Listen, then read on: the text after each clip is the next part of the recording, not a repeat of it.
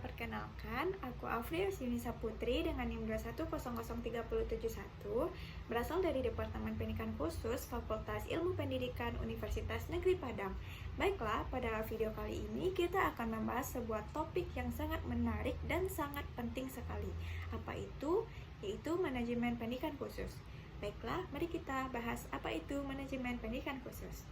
Manajemen pendidikan khusus merupakan suatu pengelolaan yang melibatkan perencanaan, pengorganisasian, pengarahan, serta pengelolaan sumber daya untuk memenuhi kebutuhan peserta didik yang berkebutuhan khusus, yang meliputi identifikasi kebutuhan individu, penyusunan program pembelajaran yang sesuai, serta pengelolaan sumber daya manusia dan materi yang dibutuhkan.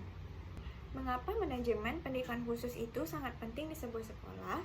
Karena manajemen pendidikan khusus memastikan pendidikan inklusif yang sesuai dengan kebutuhan individu peserta didik, serta ia juga menyediakan lingkungan yang mendukung pertumbuhan optimal bagi peserta didik itu sendiri. Next, ada pun beberapa tantangan yang dihadapi ketika pelaksanaan manajemen pendidikan khusus.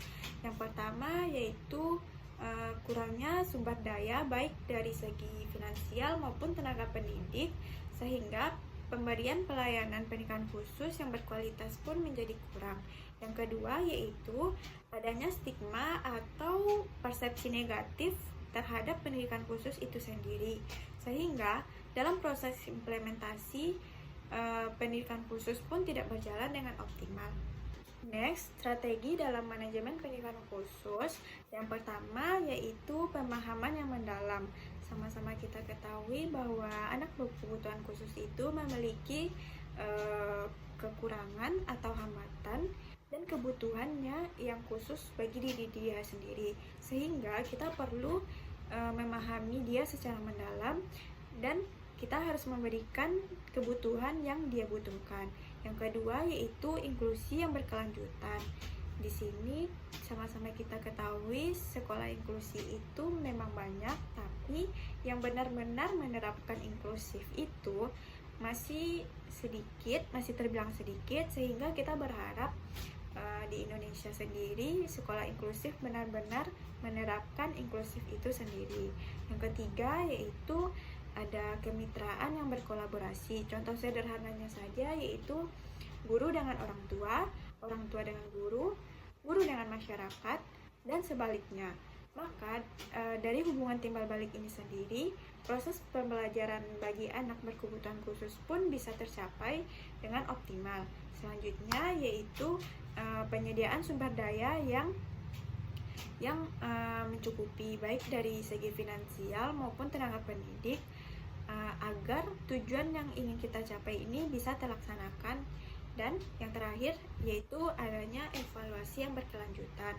Sama-sama kita tahu bahwa suatu kegiatan atau pengelolaan harus membutuhkan evaluasi agar kita mendapatkan hasil yang lebih baik di masa yang akan datang, dan kita harapkan juga berlanjut sampai waktu-waktu selanjutnya. Baiklah, kesimpulan yang dapat kita ambil yaitu manajemen pendidikan khusus mengambil peran penting dalam menyediakan pendidikan yang inklusif dan berkualitas bagi semua individu. Dan dengan pemahaman yang mendalam, strategi yang tepat, dan kolaborasi yang kokoh, kita dapat menciptakan lingkungan yang mendukung perkembangan secara optimal bagi semua individu, termasuk juga peserta didik yang memiliki kebutuhan khusus. Baiklah, hanya itu yang dapat saya sampaikan. Semoga pembahasan kita pada hari ini bisa bermanfaat dan bisa bertemu lagi di video selanjutnya.